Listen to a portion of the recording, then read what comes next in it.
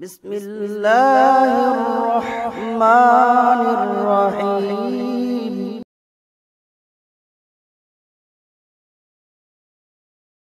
الصلاة والسلام عليك يا رسول الله.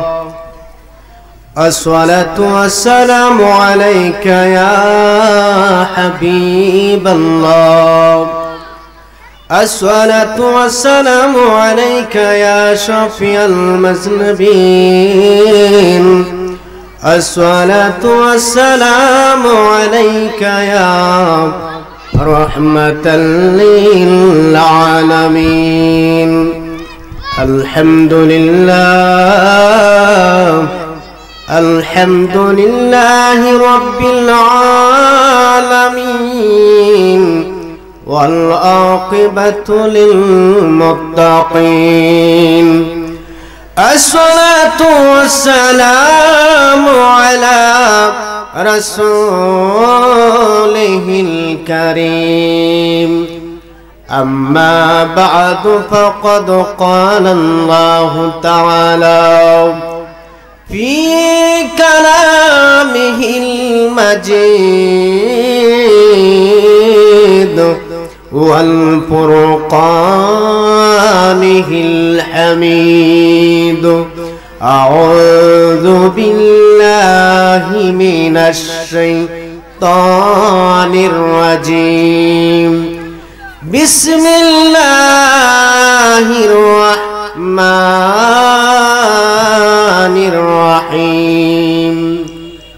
منها خلقناكم وفيها نعيدكم ومنها نخرجكم تارة أخرى. وأيضا قال بسم الله الرحمن الرحيم. وقضى ربك ألا تعبدوا إلا إياه وبالوالدين إحسانا. صدق الله العظيم وصدق رسوله النبي الحبيب الكريم. وقال رسول الله صلى الله عليه وسلم رضا الرب في رضا الوالدين وسخط الرب في سخط الوالدين. في شان حبيبه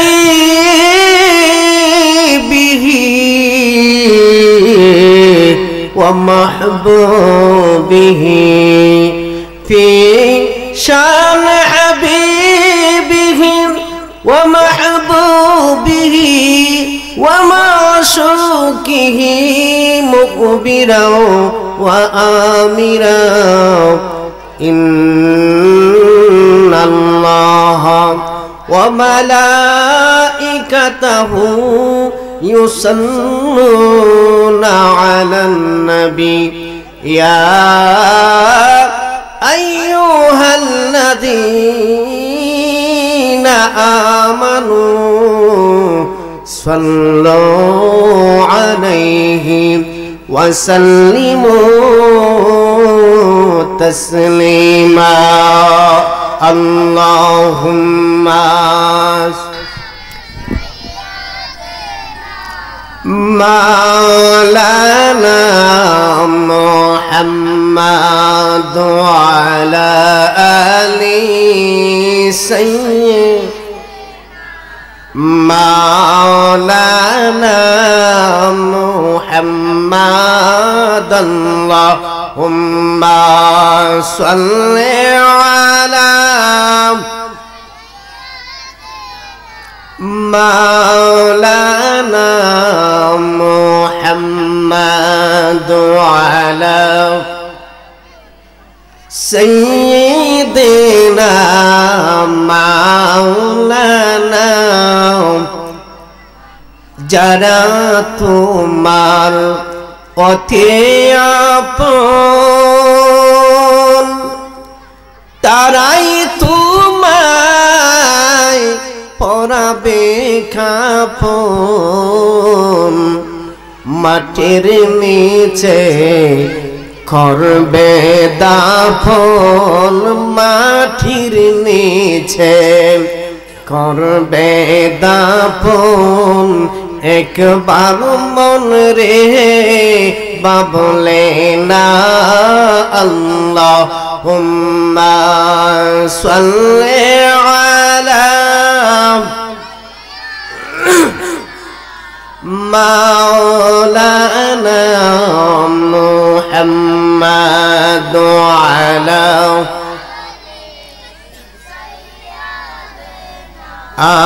মাওলানা মদলা ইলাহা জোড়ে জোড়ে লা ইলাহা মাশাআল্লাহ লা ইলাহা ভাইজান আমরার মনের বেদনা বোঝাইলে কেউ বোঝে না হায় হায় শোনাইলে কেউ শুনে না ভাইজান শোনাইলে কেউ হায় হায় শুনেন শাহে মাদিনা লা ইলাহা জোড়ে লা ইলাহা লা ইলাহা বেজান নামাজ রোজা চাই রহনা আয় গায় বাবা মার কে দুমত বইল না আমার নবীর দুরুদ চাই না নবীর দুরুদ চাই না ভাই নূর নবীকে বইল না লা ইলাহা লা জোড়ে লা ইলাহা ও লা ইলাহা লা ইলাহা ইল্লাল্লাহু মুহাম্মাদুর রাসূলুল্লাহ সাল্লাল্লাহু আলাইহি ওয়াসাল্লাম একটু জোরে আমার মাওলা পাকের জিকির পড়ুন আল্লাহ আল্লাহ আল্লাহ আল্লাহ আল্লাহ আল্লাহ আল্লাহ আমার মায়ার নবী বিনে গো আপন বলতে কেহ নাই জগতে মাশাআল্লাহ আল্লাহ আমার মায়ার নবী বিনে গো আপন বলতে কেহ নাই জগতে মারহাবা বেবে দেখি আমি সবই দেশে বেবে দেখি গো বেবে দেখি আমি সবই দেশে মিছে মায়ার বহবেতে আপন বলতে কেহ নাই জগতে মাশাআল্লাহ আল্লাহ আল্লাহ আল্লাহ যাহারা তোমার অতি আপন তারা সবাই মিলে মিশে পড়াইব কাপন মাশাআল্লাহ আল্লাহ তারা আবার করবে দাপন তারা আবার তারা আবার করবে দাপন নিজম আদার গহরেতে আপন বলতে কে নাই জগতে আল্লাহ আল্লাহ আল্লাহ আল্লাহ আল্লাহ আল্লাহ আল্লাহ তোমায় পাইতে কান্দে পাগল মন দাও না মুর্শিদ আমাহি দোহর শোন মাশাআল্লাহ আল্লাহ আল্লাহ কোন সাধনে পাইব গো মুর্শিদ তোমার রাঙ্গা তোহি চরণ কোন সাধনে পাইব গো মুর্শিদ তোমার রাঙ্গা তোহি চরণ দাও না মুর্শিদ আমাহি দোহর শোন মাশাআল্লাহ আল্লাহ আমার বলতে আমি নাই গো তুমি মোর জীবন দয়াল আমার বলতে আমি নাই গো তুমি মোর জীবন মাশাআল্লাহ দেখা দিয়া ও গো মুর্শিদ কহর জালা নিবারণ দেখা দিয়া ও গো মুর্শিদ কহর জালা নিবারণ দাও না মুর্শিদ আমাই দহর শোন মাশাআল্লাহ আল্লাহ আল্লাহ আল্লাহ আল্লাহ কোন বনে লোকাইলে রে মুর্শিদ কোন বনে লোকাইলে আমারে তুই কেমনে বইলা রইলে মাশাআল্লাহ আল্লাহ আল্লাহ মনরে মাশাআল্লাহ তোর সনে মধুরালা পনে কি কোথায় নাচিল হঠাৎ করে মা সহুদের নাম কে বহুলাইয়া দিল মাশাআল্লাহ আল্লাহ আল্লাহ আমার মতো এমন পাগল আমার মতো এমন পাগল আবার কারে পাইনি আমারে তুই কেমন বইলা রইলে মাশাআল্লাহ আল্লাহ আল্লাহ তোমরা কি চাহিবা আমার অন্তর পইরা কহিলা আমরা জাহানি গো মুর্শিদ নামে আছে কত জাহালা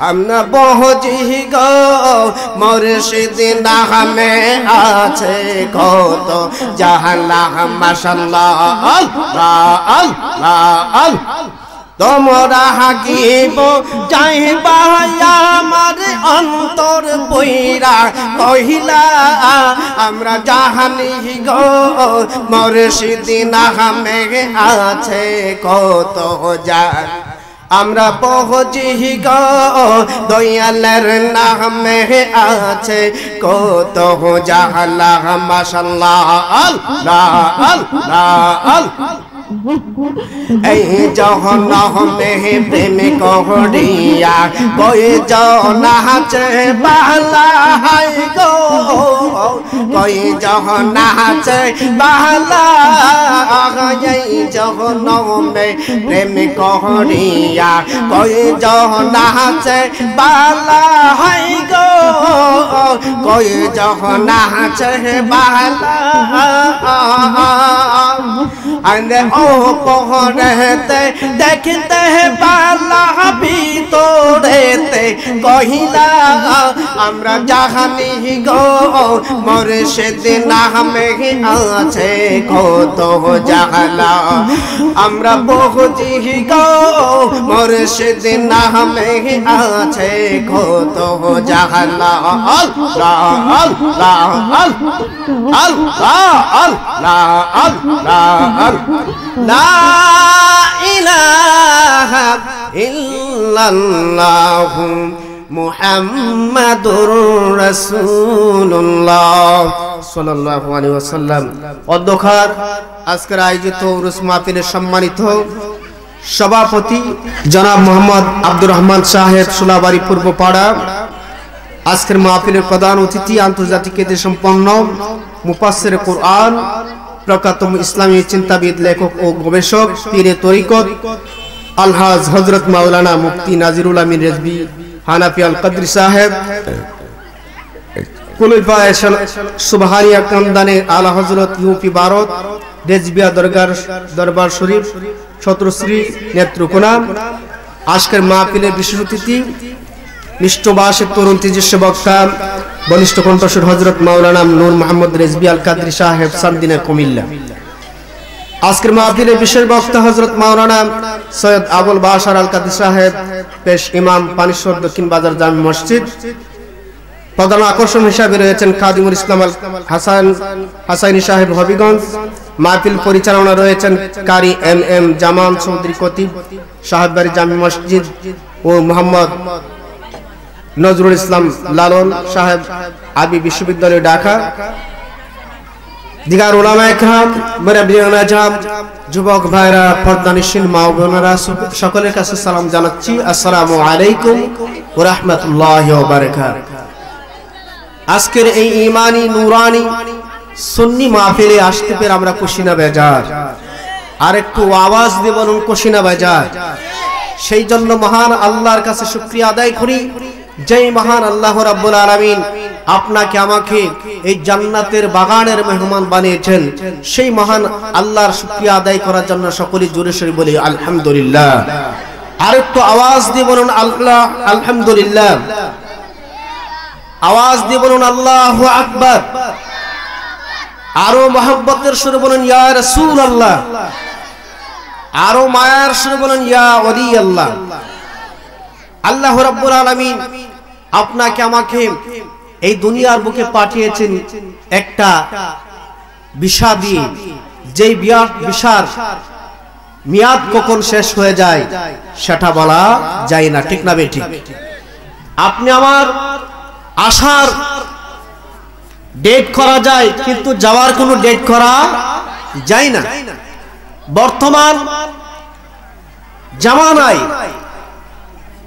আল্ট্রাসোনোগ্রাফির মাধ্যমে মার পেটে থাকতে সন্তানটা কত তারিখ আসবে দুনিয়ার বুকে সেই ডেটটা পর্যন্ত বলা যায়, ঠিক না বেঠিক? কিন্তু ওই বাচ্চাটা আসলো নির্ধারিত একটা ডেট নিয়ে, কিন্তু ওই বাচ্চাটা কবে দুনিয়া থেকে বিদায় হবে সেটা কিন্তু কারো জানা নাই, ঠিক না বেঠিক? আপনি আমি এই দুনিয়া থেকে একদিন এই চির বিদায় নিয়ে দুনিয়া থেকে ওই অন্ধকার কবরে যেতে হবে, ঠিক না বেঠিক? আপনি আমি কোথায় যাব? ওই অন্ধকার কবরে, যেই কবরের মধ্যে আপনি আমার বাবা যাবে না, মা যাবে না, পৃথিবীর কোনো মানুষ যাবে না। ওই অন্ধকার কবরের মধ্যে আপনি আমি দুনিয়ার বাড়ি ঘর ছাড়িয়ে একা একা এই ঘরের মধ্যে থাকতে হবে, ঠিক না বেঠিক? সেই জন্য খবরের কথা চিন্তা করে, মৃত্যুর কথা চিন্তা করে আপনি আমি পরকালের কিছু সামান জোগানোর দরকার আছে কিনা? জোরে বলুন দরকার আছে কিনা? আপনি আমার ব্যাংক ব্যালেন্স, দুনিয়ার বিল্ডিং, 10 তলা 20 তলা বিল্ডিং সাথে যাবে না, একমাত্র আপনি আমার আমল যাবে।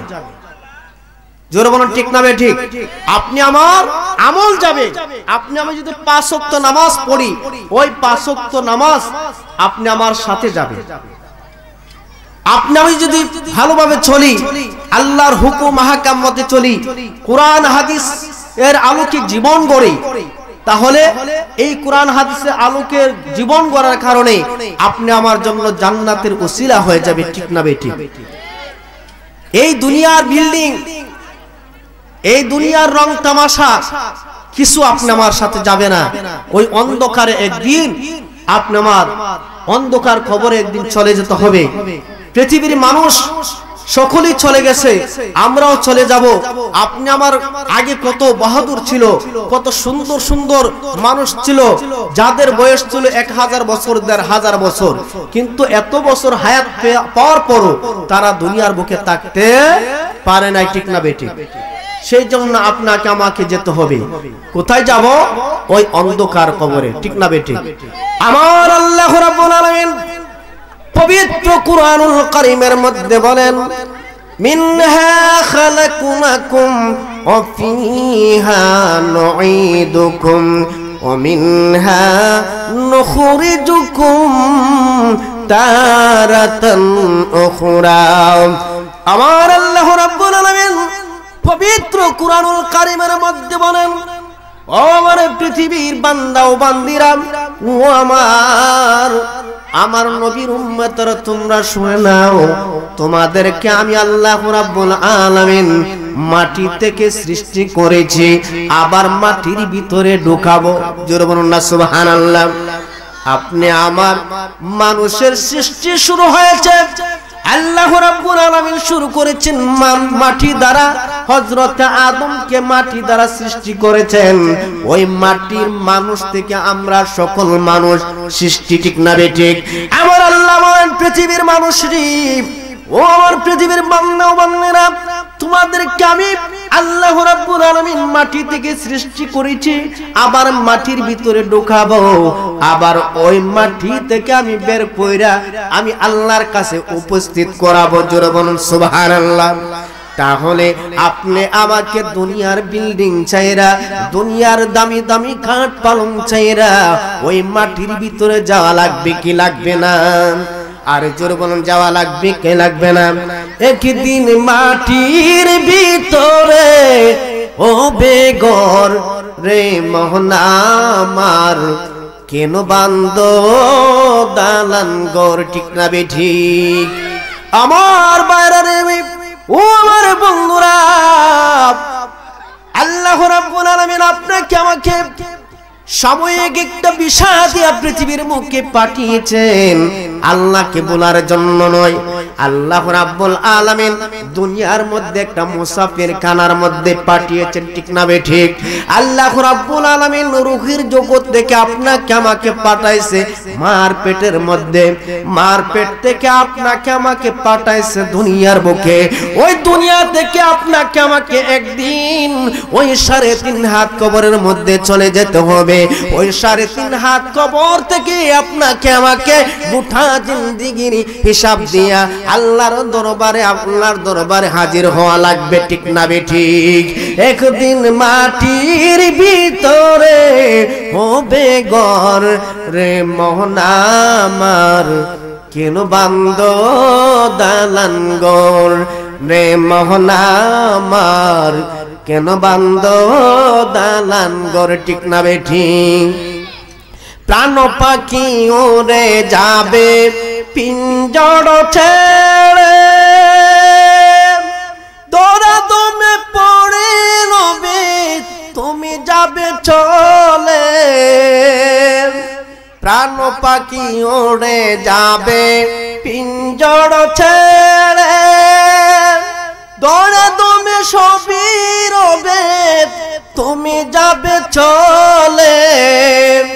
বন্ধু বান্ধব যত, মাতা পিতা তারা শত, বন্ধু বান্ধব যত, মাতা পিতা তারা শত, সকলেই হবে তোমার পর রে মোহনামার, কেন বান্দ দালান গর রে মোহনামার, কেন বান্দ দালান গর?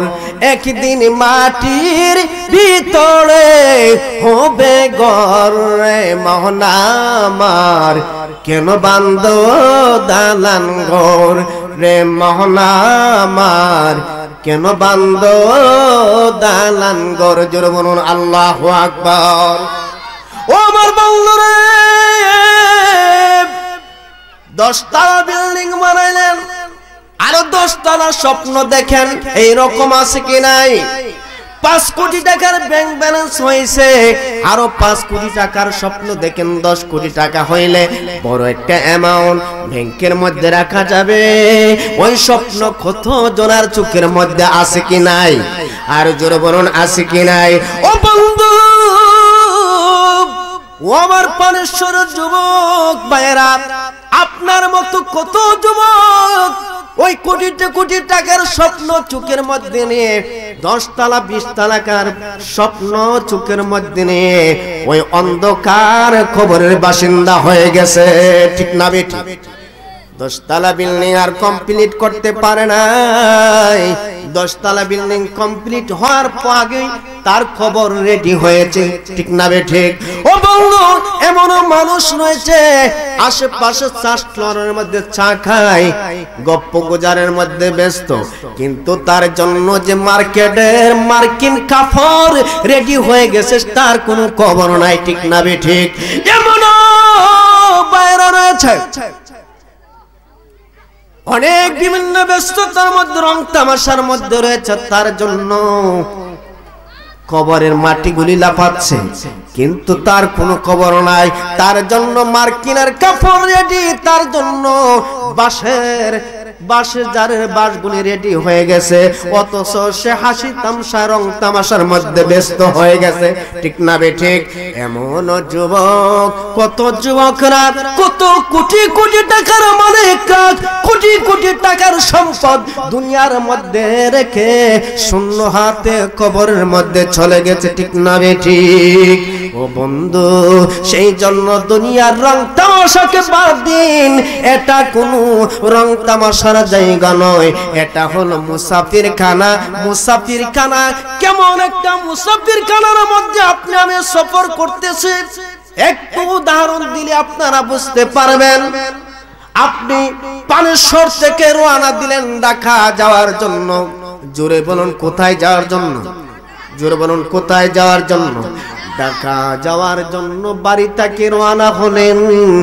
একটা তিশা বাসের মধ্যে উঠলেন বা এনাক বাসের মধ্যে উঠলেন। ওই বাসটার মধ্যে ওঠার পর যাত্রীদেরকে নিয়ে আপনাদেরকে নিয়ে ওই বাসটা নারায়ণগঞ্জ বা নরসিংদী যায় একটা হোটেলের মধ্যে স্টপেজ দিল। স্টপেজ দেওয়ার পর হেল্পারের ডাইকা বলতেছে, ও প্যাসেঞ্জার বাইরা, এখানে 10 মিনিট গাড়িটা থাকবে। 10 মিনিট আপনারা যেই কাজ আছে নাস্তা করার থাকলে নাস্তা করে নেন।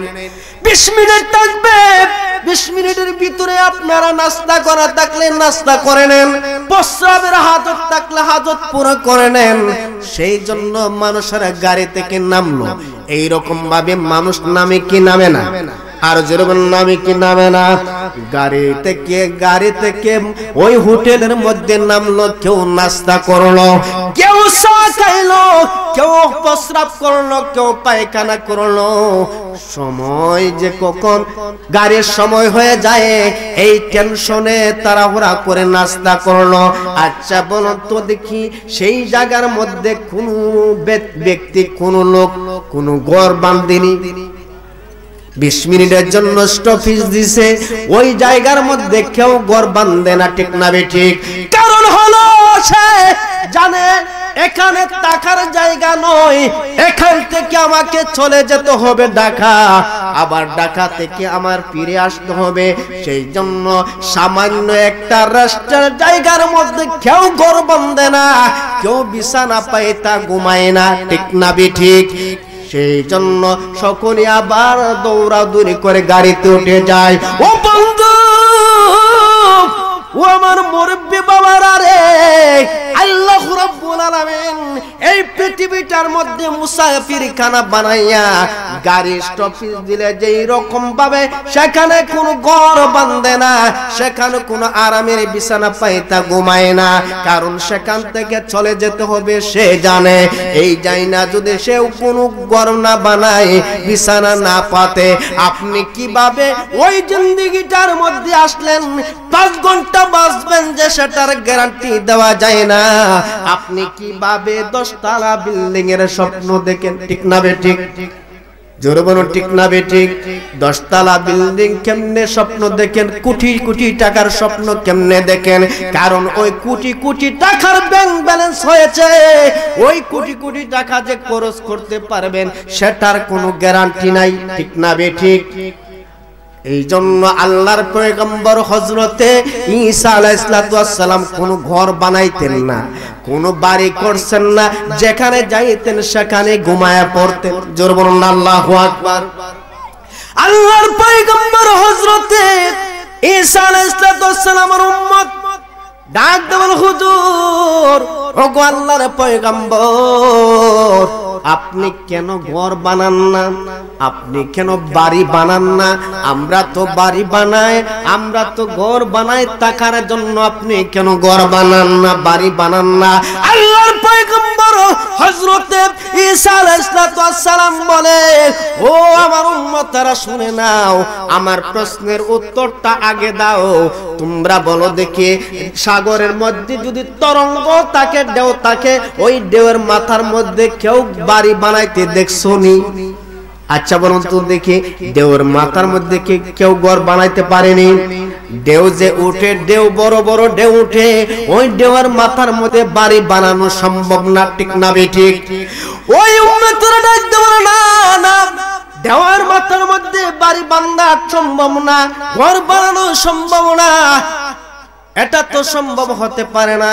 আল্লাহর পয়গম্বর হযরতে ঈসা আলাইহিস সালাম বলে, ঢেউয়ের মাথার মধ্যে বাড়ি বানানো যেই রকম সম্ভব না, ওই বাড়ির কোনো স্থায়িত্ব নাই, তেমনি ভাবে এই জীবনের কোনো স্থায়িত্ব নাই, এই জীবনের কোনো গ্যারান্টি নাই। তাহলে আমি কেন ঘর বানাবো, কেন বাড়ি বানাবো? জোরে বলুন না সুবহানাল্লাহ।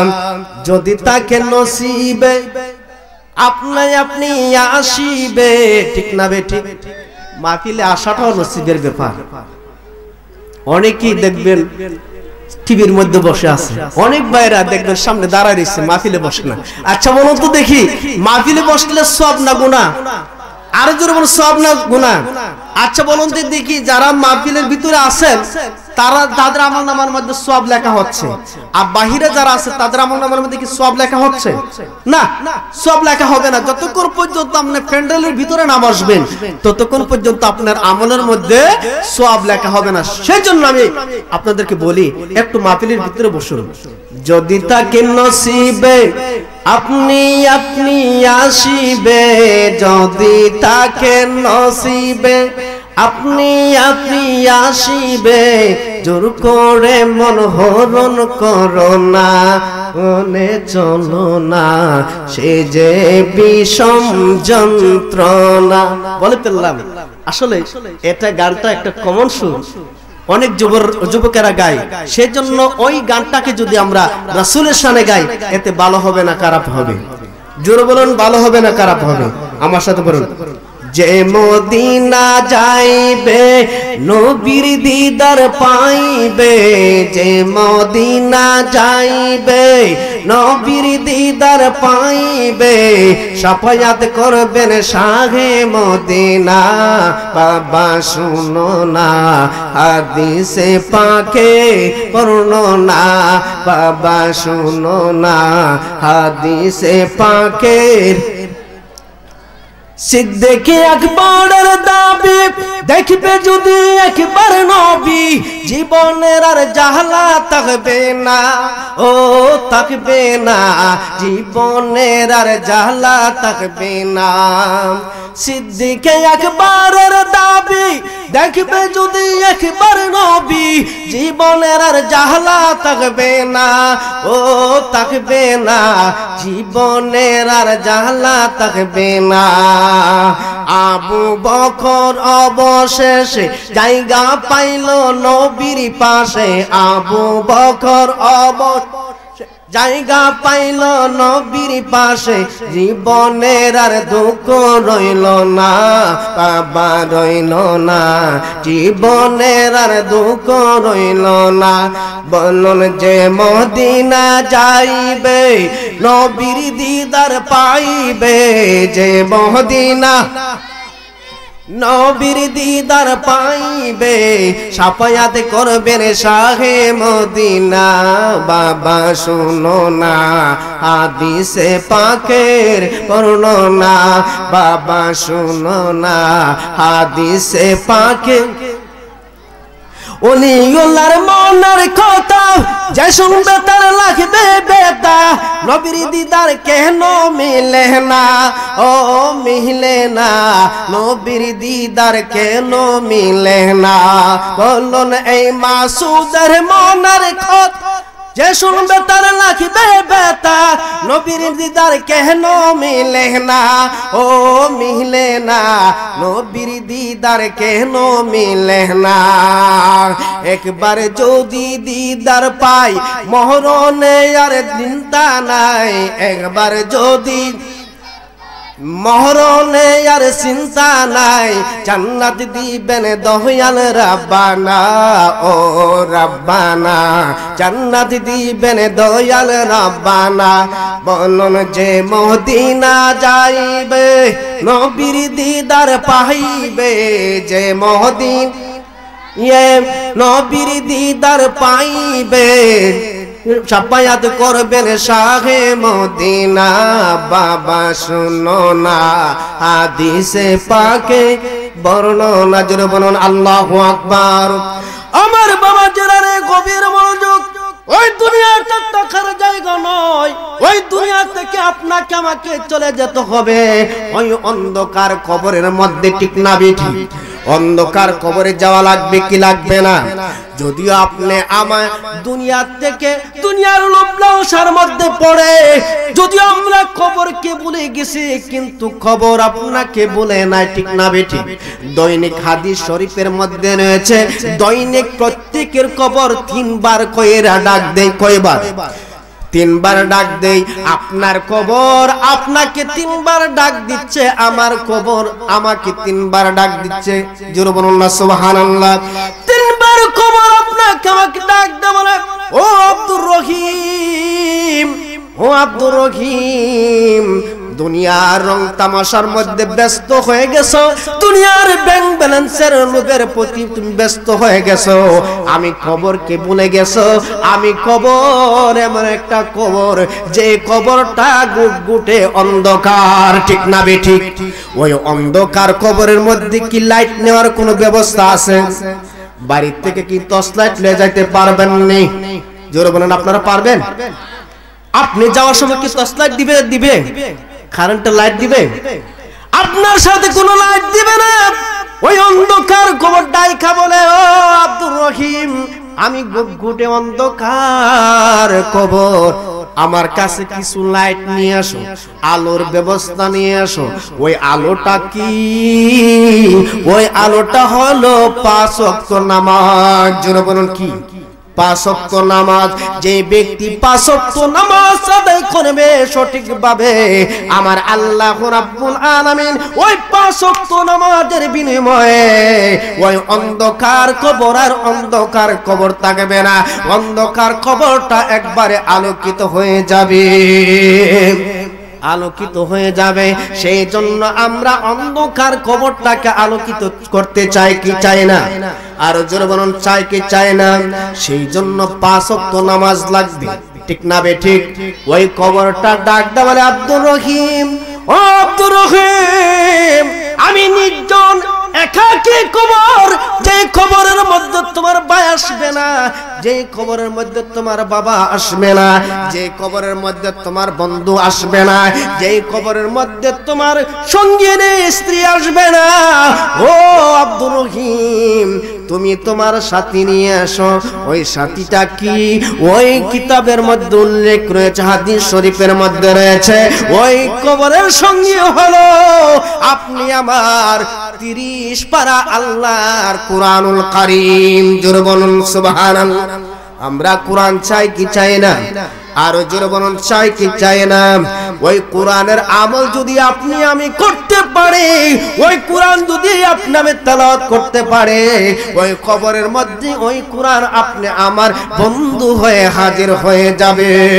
ডাইনে বামে মাটি আমার মাটির বিছানা বলুন ডাইনে বামে মাটি আমার মাটির বিছানা হায় হায় আমি যখন চলে যাব আমাহি বইল না বল আমি যখন চলে যাব আমাহি বইল না ডাইনে বামে মাটি আমার মাটির বিছানা ডাইনে বামে মাটি আমার মাটির বিছানা জোরে বলুন আল্লাহু আকবার ও আমার বন্ধুরা আজকে মাহফিল আসার সার্থক হবে যদি আপনি 5 ওয়াক্ত নামাজ পড়েন ঠিক না বে ঠিক ও যদি আপনি কোরআন হাদিসের আলোকে জীবন গড়েন তাহলে আপনি আমার জীবন সার্থক হয়ে যাবে আজকের মাহফিল সার্থক হয়ে যাবে আল্লাহর ভয় অন্তর ঢুকান আল্লাহর ভয় অন্তর যদি আপনার থাকে আপনার দ্বারা ঘুষ খাওয়া সম্ভব না ঠিক না বে ঠিক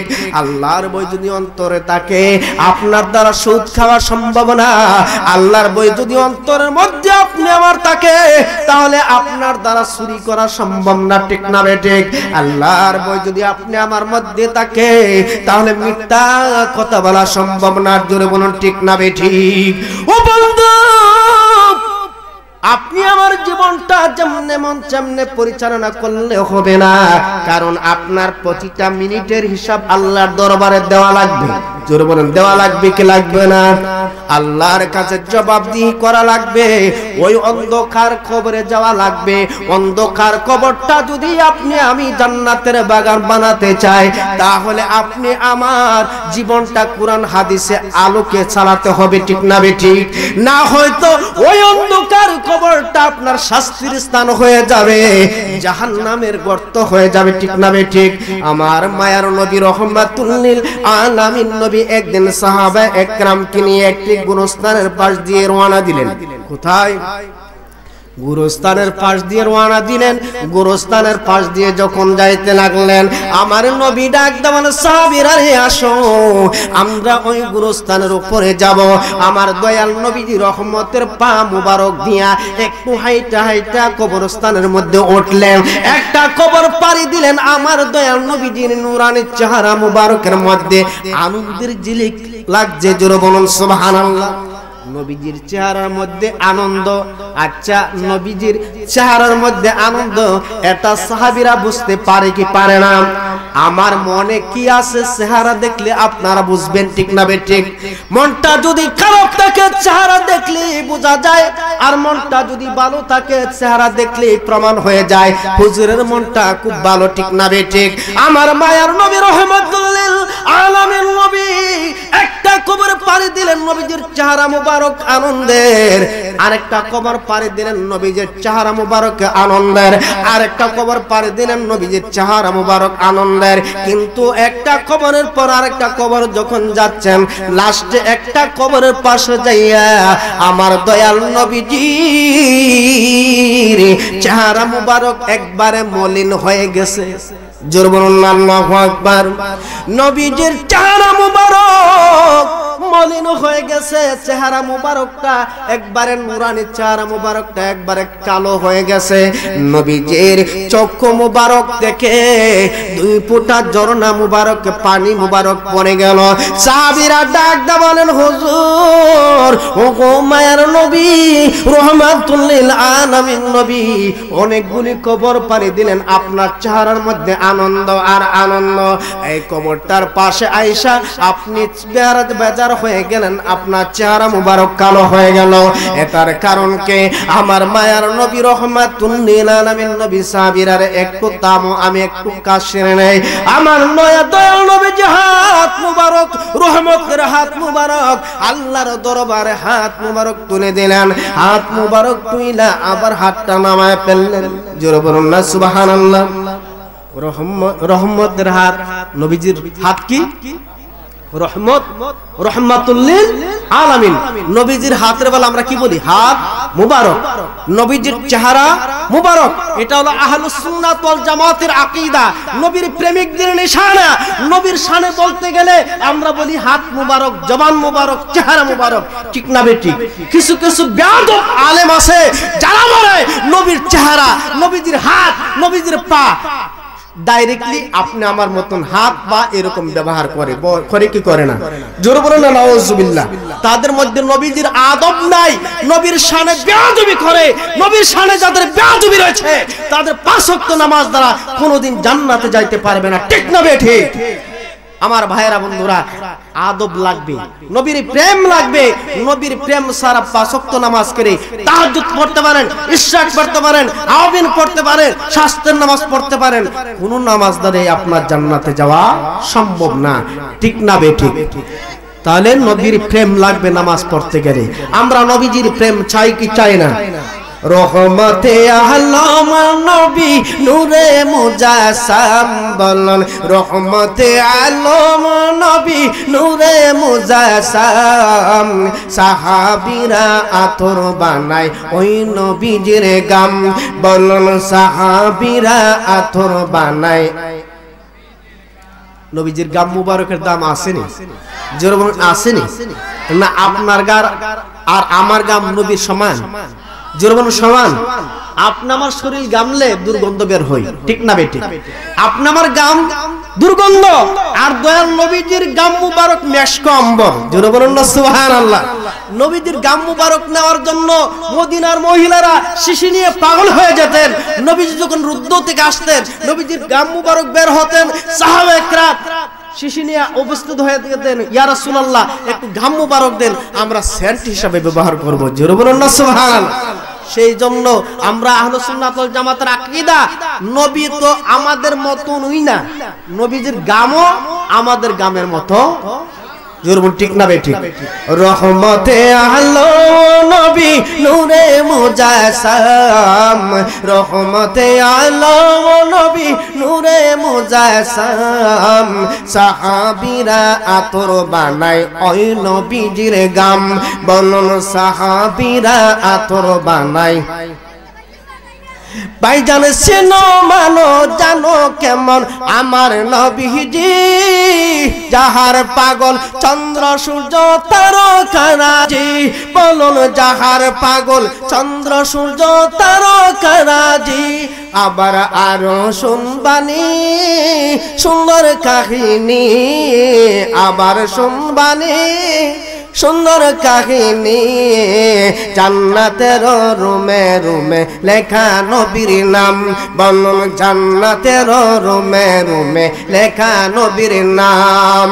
রহমতে আলম নবী নূরে মুজাসসাম, রহমতে আলম নবী নূরে মুজাসসাম।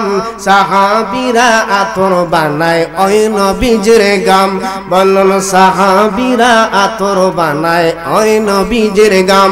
জোরে বলুন আল্লাহু আকবার। আর জোরে বলুন ইয়া রাসূলুল্লাহ। আমার মায়ার নবী রহমাতুল লিল আলামিন, নবীর চেহারা মুবারক কালো হয়ে গেল। নবীজি হাত মুবারক নামিয়ে ফেললেন। একটু মনোযোগ। সাহাবায়ে কেরাম ডাকতে বলে, ইয়া রাসূলুল্লাহ, ইয়া হাবিবাল্লাহ, নবী গো আপনার চেহারা মুবারক মলিন হয়ে গেল, এটার কারণ কি? আমার রহমতের নবী, দয়ালু নবী ঝরনার মতো চোখের পানিগুলো ছেড়ে দেয়। আর ডাকতে বলে, সাহাবীরে ও সাহাবীরা, অনেকগুলো কবর আমি পানি দিলাম, সবগুলো কবরের মধ্যে আমি দেখলাম কবরবাসী খুব আরামে আছে, সেই জন্য আমি নবীর চেহারার মধ্যে আনন্দ। জোরে বলুন সুবহানাল্লাহ। কবরে কি হয় সেটার খবর আমার নবী জানে কি জানে না? আর জোরে বলুন জানে কি জানে না? নবী দেখি কি দেখে না? আপনি আমি দেখি না, কিন্তু আমার দয়াল নবীজি দেখেন। এই দেখার ক্ষমতা আল্লাহ দিয়েছেন। ঠিক না বেঠিক? এই ক্ষমতা কে দিয়েছেন? আর জোরে বলুন কে দিয়েছেন? আল্লাহ যদি দেয় আপনি আমার কোনো সমস্যা আসেনি? আর জোরে বলুন আসেনি? আল্লাহ দিয়েছেন। আল্লাহর প্রদত্ত ক্ষমতা বলে আমার মায়ের নবী বলেন, সাহাবীরে ওই খবরের মধ্যে আমার উম্মতরা খুব আরামে আছে, শান্তিতে আছে, সেই জন্য আমি আনন্দিত। ওই কবরের পাশে যখন আসলাম, আয়েশা দেখি ওই কবরের বাসিন্দার উপরে আল্লাহ রাব্বুল আলামিনের আযাবের ফেরেশতা কঠিন আযাব দিচ্ছে। সেই জন্য আমি রহমাতুল লিল আলামিন নবী দেখা আমার মায়া লেগে গেল। আমার রহমতের সাগরের মধ্যে ঢেউ মেরে গেল সাবিরা রে, তার জন্য আমার মায়া লেগে গেল। আমি আল্লাহর কাছে হাত তুলে দোয়া করলাম, আমি নবী দোয়া করতে দেরি হয় কিন্তু আমার দোয়া সাথে সাথে মঞ্জুর হয়ে যায়, ঠিক না ঠিক? কিন্তু সাহাবী ওই কবরটার সম্পর্কে আমি দোয়া করলাম, আল্লাহ দোয়া কবুল করে না। এতে বোঝা যায় ওই কবরবাসী বড় ধরনের পাপ করছে, যেই পাপের কারণে আল্লাহ রাব্বুল আলামিন আমার দুয়ার খাতিরে তাকে মাপ দিচ্ছে না। জোরে বলুন নাউজুবিল্লাহ। ও সাহাবীরা, এটার কারণে আমার মন খুব কষ্ট। তোমরা একটা কাজ করো, মদিনার বুকে যাও, মদিনার বুকে যাইয়া একটা এলান করে দাও, ঘোষণা করে দাও যে এই গুরুস্থানের মধ্যে যত লোকের আত্মস্বজনকে খবর দিয়েছে তারা যেন কি করে ওই কবরের পাশে দাঁড়িয়ে যায়। যার যার আত্মস্বজনের কবরের পাশে কি করে দাঁড়িয়ে যায়, আমি তাদেরকে চিহ্নিত করতে চাই। জোরে বলুন না সুবহানাল্লাহ। কি বলেছেন? মদিনার বুকে ঘোষণা করবে যে ওই কবরস্থানের মধ্যে যার যার আত্মস্বজন খবর দিয়েছেন আপনারা সকলে ওই খবরের মধ্যে চলে যান, ওই গুরুস্থানের মধ্যে চলে যান, যার যার আত্মস্বজনের খবরকে সামনে দাঁড়ান। এটা নবীজি ঘোষণা করেছেন। এই খবরটা সাহাবী চলে গেলেন মদিনার বাজারের মধ্যে।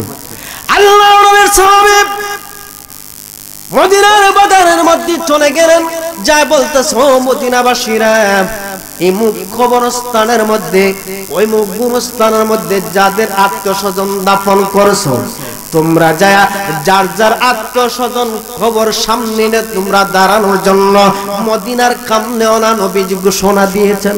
জোরে বলুন না সুবহানাল্লাহ। কে ঘোষণা দিছে? আমার দয়াল নবীজি ঘোষণা দিছে। আমার দয়াল নবীজির সাহাবায়ে کرام নবীজির উম্মতরা সকলেই এই ঘোষণা শুনতে দেরি হলো। সকলেই ওই মদিনা থেকে ওই কবরস্থানে গুরুস্থানের মধ্যে চলে আসলো।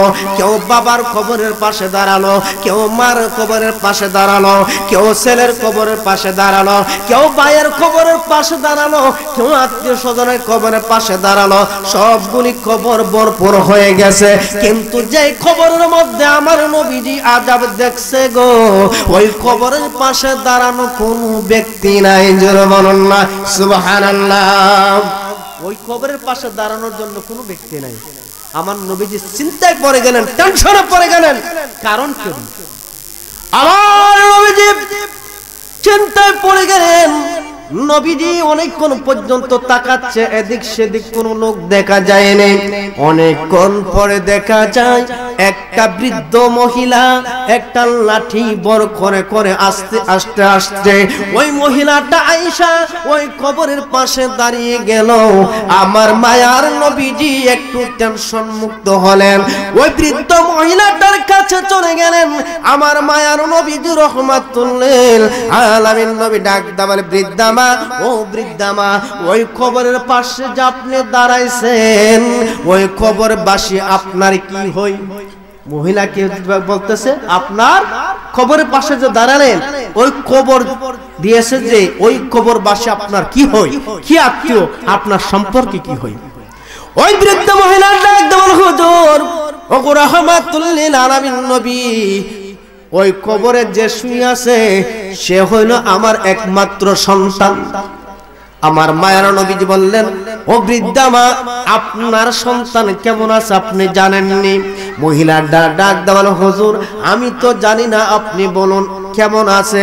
আমার মায়ের নবী রহমাতুল্লিল আলামিন নবী ডাক দেওয়াল, বৃদ্ধা মা গো, ও বৃদ্ধা মা, আপনার সন্তান কবরের মধ্যে খুব শাস্তিতে আছে। আপনার সন্তানের উপর এমন আযাব আল্লাহর ফেরেশতারা দিচ্ছে, যে ফেরেশতারা যেভাবে আযাব দিচ্ছে ওই আযাবের বর্ণনা আমি নবী মুখ মুবারক দিয়ে বর্ণনা করে শেষ করতে পারবো না। আমার দয়াল নবীজির কথা শুনি না বৃদ্ধা মা একটু হাসি মারলো। জোরে বলুন না সুবহানাল্লাহ। আচ্ছা বলো তো দেখি, মা সন্তানের কষ্ট শুনলে মা কি কান্দে না হাসে? জোরে বলুন, কান্দে না হাসে? আপনি যদি বিপদে পড়ে যান, আপনার মা যদি দুনিয়ার বুকে বেঁচে থাকে, বিপদে পড়তে দেরি হবে, মা দুঃখিনী টের পাইতে দেরি হবে না, ঠিক না বেঠে? এমন মা অনেকের দুনিয়ার বুকে বেঁচে নাই, ওই মা দুঃখিনী সন্তানের কষ্ট সহ্য করতে পারে না। মা দুঃখিনী নিজের জীবন উৎসর্গ করে দেয় সন্তানের শান্তির জন্য, কিন্তু ওই মা সন্তানের আযাবের কথা শুনি না একটু হাসি মারলো। এটার মধ্যে রহস্য আছে কি নাই? আর জোরে বলুন আছে কি নাই? আমার মায়ের নবী রাহমাতুল লিল আলামিন নবী ডাক দেয়া বলে, বৃদ্ধা মা, ও বৃদ্ধা মা, সন্তানের কষ্টের কথা শুনলে মা তো হাসি দেওয়ার কথা নয়, মা তো কান্নার কথা। আপনি সন্তানের ব্যথায় ব্যথিত না হইয়া হাসলেন, এটার কারণ কি? বৃদ্ধা মা চোখের পানিগুলি ঝরনার মতো ছেড়ে দেয়, ডাক দেয়া বলে, ইয়া রাসূলুল্লাহ, ও গো ইয়া হাবিবাল্লাহ নবী গো, ও গো মায়ার নবী রাহমাতুল লিল আলামিন নবী, আমার সন্তানের কবরের মধ্যে আযাব হচ্ছে, সেইটা শুই না আমি হাসলাম। এটার একটা ঘটনা রয়েছে, এটার একটা কারণ রয়েছে, কারণ ছাড়া তো আমি মা হাসি নাই। জোরে বলুন না সুবহানাল্লাহ। কি যে সুন্দর বন্ধন, কি যে সুন্দর, পৃথিবীর দ্বিতীয় মদিনা শহর, বলন পৃথিবীর দ্বিতীয় মদিনা শহর, কি যে সুন্দর বলুন, কি যে সুন্দর, পৃথিবীর দ্বিতীয় মদিনা শহর, বলন পৃথিবীর দ্বিতীয়। জোরে বলুন আল্লাহু আকবার। আপনারা কি নিস্তেজ হয়ে গেছেন? আপনারা যদি কিছু আওয়াজ দেন আমার কিছু হেল্প হবে। আপনারা যদি চুপ করে বসে থাকেন আমার পরিশ্রমটা ডাবল করা লাগে, ঠিক না বেটি? আপনারা কিছু না কিছু বললেন, একবার যদি ঘুমাই যান গা তাহলে তো চলবে না। এখানে কি ঘুমানোর জায়গা না, কিছু বোঝার জায়গা। আমি বলছি খবরে যে আযাব, এই আযাবের কথাটা বলছি। আপনি আবার খবরে একদিন যেতে হবে, ওই কবরটা কি আযাবের হবে না শান্তির হবে, এই চিন্তাটা একটু করা দরকার আছে কিনা? জোরবান করার দরকার আছে কিনা? আপনি যদি আগে ব্যবস্থা না নেন, হঠাৎ করে কবরে চলে গেলেন, ওই কবরের উপায় কি হবে একটু চিন্তা করুন। চিন্তা করার জায়গা, এই দুনিয়াটা একটু চিন্তার জায়গা, রং তামাশার জায়গা নয়, ঠিক না বেটি? আমার দয়াল নবী ডাক দেন, মা, ও বৃদ্ধা মা, কেন হাসলেন? বৃদ্ধা মা চোখের পানিগুলি ঝরনার মতো ছেড়ে দেয়, ডাক দেন বলে, হুজুর ঘটনাটা আপনি শুনুন। আমি মা হয়ে সন্তানের কষ্টের কথা শুনি না কেন হাসলাম? হুজুর, আমি যখন বিয়ে হইল, আমার সন্তান আমার গর্ভে চলে গেল, কিছুদিন পর সন্তান দুনিয়ার বুকে আসবে, আনন্দের কোনো শেষ নাই। এই মুহূর্তে দেখা যায় হঠাৎ করে আমার স্বামী দুনিয়া থেকে চলে গেল, আমি অসহায় হয়ে গেলাম। আমার আত্মীয় স্বজন পাশে কেউ নাই, আমার শ্বশুর শাশুড়ি কেউ নাই। আমার কিছুদিন পর আমার গর্ভ থেকে একটা ফুটফুটে ছেলে সন্তান জন্ম হলো। ওই ছেলের চেহারার দিকে তাকাইয়া হুজুর আমি অন্য জায়গায় বিয়ে বসলাম না, সন্তানের সুখের দিকে তাকাইয়া আমার সুখকে আমি নষ্ট করে দিলাম, আমার শান্তিকে আমি বিলীন করে দিলাম। হুজুর ওই সন্তানটাকে তিনি আমি বড় করতে লাগলাম। মানুষের বাড়িতে কাজ করে আমি পরিশ্রম করে নিজের জীবন আমি বাজি রেখে ওই সন্তানকে লালন পালন করলাম। সন্তানকে লালন পালন করে আস্তে আস্তে আমি বড় করলাম। বড় করে একদিন ওই সন্তানকে আমি বিয়ে করাইলাম। বিয়ে করাইয়া আমার স্বপ্ন, আমি ওই সন্তানকে আমি স্বপ্ন নিয়ে বড় করলাম। ওই সন্তান আমাকে দেখাশোনা করবে, আমাকে শান্তিতে রাখবে, এই চিন্তা করে আমি নতুন বউ করে আনলাম। কত স্বপ্ন আমার চোখের মধ্যে, কিন্তু ওই সন্তান যখন বিয়ে করলো, বিয়ে করার পর ওই বউয়ের আসক্তি হয়ে গেল। আমি মাকে ভুলে গেল, আমার মাকে ভুলে গিয়ে তার বউর কথা মতো চলে। আমার বিরুদ্ধে বউ আমার ছেলের কাছে মিথ্যা কথা লাগায়। মিথ্যা কথা লাগানোর পরে দেখা যায় আমার পুত্রবধূ আমার সাথে খারাপ ব্যবহার করে। এরপরে আমার ছেলের কাছে মিথ্যা কথা কয়া লাগায়া দেয়। এরপরে একদিন আইসা আমার সন্তান, যে সন্তানকে আমি তিলি তিলি বড় করলাম, নিজে না খায়া সন্তানকে খাওয়াইলাম, নিজে না পয়রা সন্তানকে পড়াইলাম, এত কষ্ট করে আমি তিলি তিলি বড় করলাম, ওই সন্তান বউয়ের কথা শুনে না একদিন আয়সা আমার উপরে লাঠি দ্বারা আঘাত করে আমাকে জর্জরিত করে দিল, আমাকে মাটির মধ্যে আঘাত করতে করতে অজ্ঞান করে দিল। জোরে বলুন না নাউজুবিল্লাহ। হুজুর, ওই সন্তান যখন আমাকে আঘাত করলো আমার কলিজাটা পেটে গেল। আমি কাকে দুঃখ দেখাবো, কাকে আমি কষ্টের কথা বলবো? আমার তো কষ্ট দেখানোর কোনো জায়গা নাই। সেই জন্য আমি আল্লাহর কাছে হাত তুলে ডাক মারলাম, মাবুদনি ওগো পরওয়ারদিগারে আলম, দুনিয়ার বুকে যদি আমার সন্তানকে শাস্তি দাও আমি মা বরদাস্ত করতে পারবো না, আমি মা সহ্য করতে পারবো না। ওগো পরওয়ারদিগারে আলম, আমার সন্তানকে তুমি কবরের মধ্যে শাস্তি দিও। জোরে বলুন নাউজুবিল্লাহ। তাহলে বোঝা যায় মা যদি বদদুয়া করে ছেলে কোনো বাঁচার কোনো পথ আসেনি। আর জোরে করে বাঁচার কোনো পথ আসেনি। আল্লাহ রাসূল সাল্লাল্লাহু আলাইহি ওয়াসাল্লাম হাদিস শরীফের মধ্যে বর্ণনা করেন 3 প্রকার ব্যক্তির দোয়া আল্লাহর কাছে ডাইরেক্ট কবুল হয়ে যায়। কয় প্রকার ব্যক্তি? 3 প্রকার ব্যক্তির দোয়া আল্লাহর দরবারে ডাইরেক্ট কবুল হয়ে যায়। এক প্রকার ব্যক্তি হলো আমার নবী বলেন মাজলুম ব্যক্তি, যে ব্যক্তির উপর ধনী ব্যক্তি, সবলশালী ব্যক্তি, বংশের গৌরবের কারণে, বংশের শক্তির কারণে সবল ব্যক্তি দুর্বল ব্যক্তিকে দিন দিন নির্যাতন করে, এই রকম মানুষ সমাজের মধ্যে আসে কি নাই? শক্তির কারণে, সম্পদের শক্তির কারণে, টাকার অহংকারে, বংশের অহংকারে নিরহ ব্যক্তিকে জুলুম করে, করে কি করে না? আমার নবী বলেন পৃথিবীর মানুষ, ও পৃথিবীর মানুষ, মজলুম ব্যক্তির উপর যদি সবল ব্যক্তি জুলুম করে, অত্যাচার করে, ওই ব্যক্তি যদি আল্লাহর দরবারে 2টা হাত তুলে দেয় আল্লাহ রাব্বুল আলামিন সাথে সাথে ওই দোয়াটা কবুল করে নেন। ঠিক না বেঠিক? এই দোয়াটা আল্লাহ ফিরায়া দেন না, আল্লাহ রাব্বুল আলামিন কবুল করে নেন। 2 নাম্বার ব্যক্তি হলো মুসাফির ব্যক্তি। মুসাফির ব্যক্তি যদি বাড়ি থেকে রওনা হয় তার মধ্যে যদি আল্লাহর বিধান থাকে, আল্লাহ রাব্বুল আলামিনের কাছে মুসাফির ব্যক্তি হাত তুলে দোয়া করলে মুসাফিরের দোয়া আল্লাহ রাব্বুল আলামিন কবুল করেন। জোরে বলুন না সুবহানাল্লাহ। 3 নাম্বার ব্যক্তি হলো নবী বলেন পিতা মাতা যদি সন্তানের পক্ষে দোয়া করে খুশি হইয়া, যদি পিতা মাতা যদি সন্তানের পক্ষে দোয়া করে সেটাও আল্লাহর দরবারে কবুল হয়ে যায়, সেটা আর ফিরে না। আর যদি আল্লাহ রাব্বুল আলামিনের কাছে কোন পিতা মাতা যদি অসন্তুষ্ট হইয়া সন্তানের বিরুদ্ধে আল্লাহর দরবারে কুড়ে আপিল করে, আল্লাহ রাব্বুল আলামিন এই দোয়াটা মুহূর্তের মধ্যে কবুল করে নেন। ঠিক না বেঠিক? মার দোয়ায় আল্লাহর ওলি হওয়া যায় কি যায় না? আর জোরে মনে হওয়া যায় কি যায় না?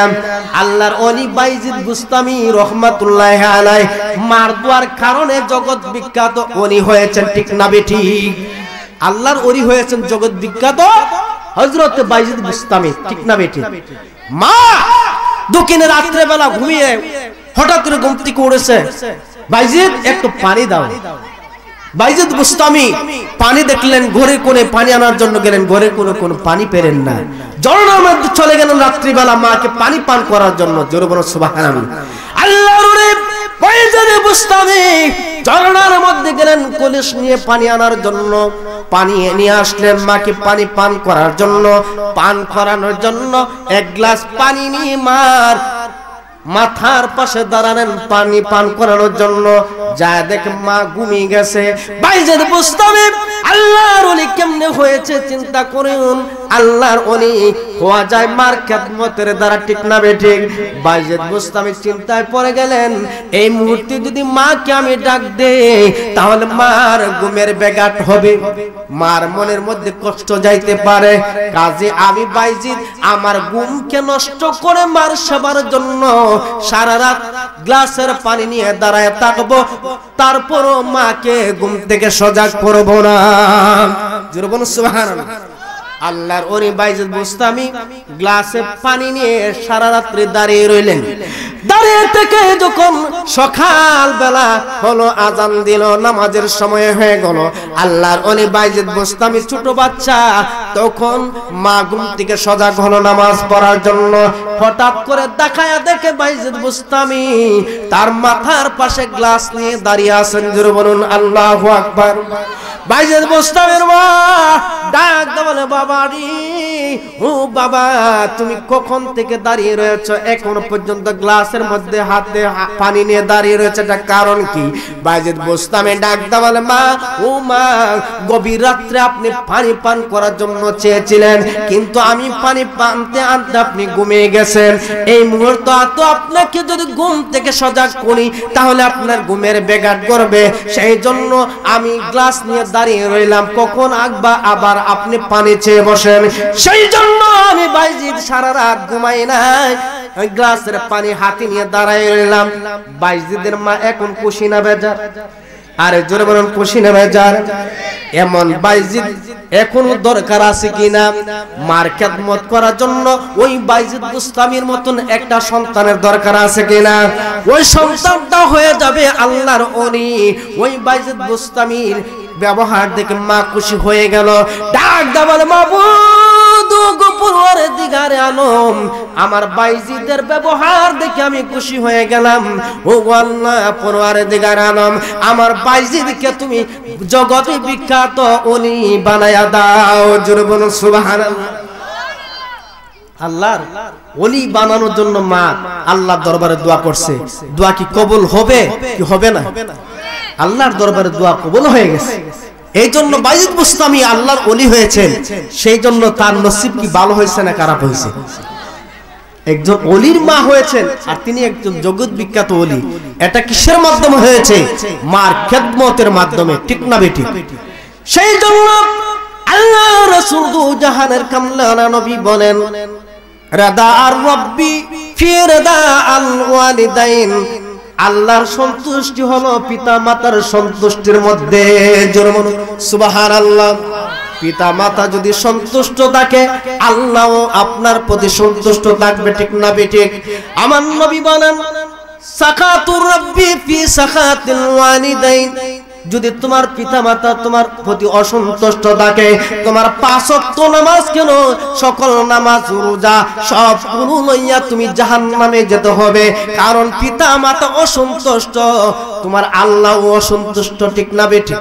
তাহলে আমরা পিতা মাতাকে সন্তুষ্ট রাখতে চাই কি চাই না? আরো জোরে বলুন, চাই কি চাই না?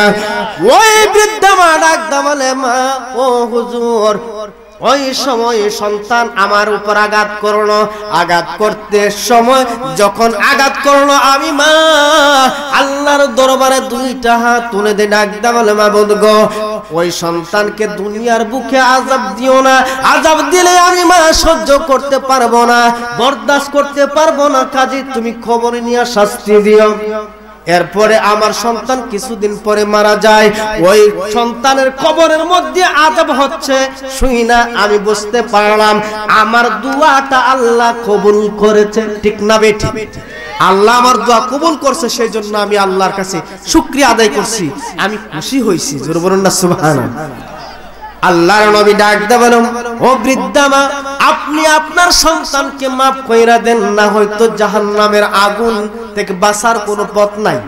আচ্ছা, জাহান্নামের আগুন কি দুনিয়ার আগুনের মতো?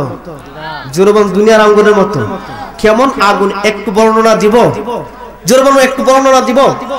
আমার নবী হাদিস শরীফের মধ্যে বর্ণনা করেন, আল্লাহ রাব্বুল আলামিন ওই জাহান্নামের আগুনকে জ্বালানোর জন্য জাহান্নামের ফেরেশতাদেরকে নির্দেশ দিলেন। জাহান্নামের ফেরেশতারা ওই আগুনকে 1000 বছর পর্যন্ত জ্বালালেন। 1000 বছর পর্যন্ত জ্বালানোর পর ওই আগুনটা হয়ে গেল একবারে লাল। জোরে বলুন সুবহানাল্লাহ। একবারে লাল হয়ে গেল।